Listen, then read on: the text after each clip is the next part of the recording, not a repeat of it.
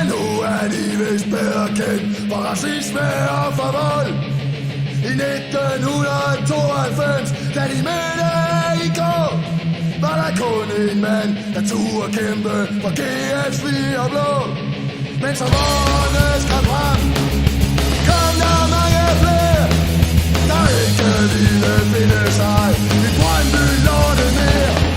Og knejlerne fandt sammen, de lavede et bøn, for nu skulle der ikke ske i ydmygelser igen.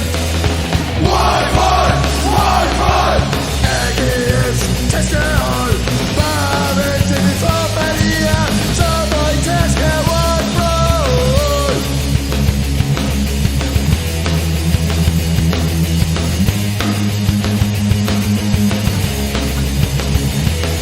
De tog til Brøndby Stadion og smadrede gule svin og tæskede kontrollørerne og kastede med urin.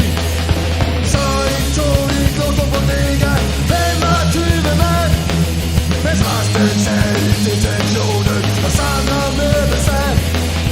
White pride, white pride, AGF's tæskehold, bare vent til vi får fat i jer, så får I tæske white pride.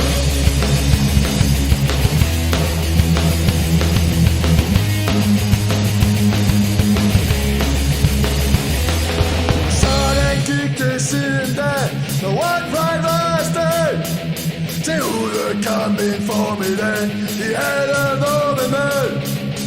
Der blev skudt med nødraket og sparket stridser ned.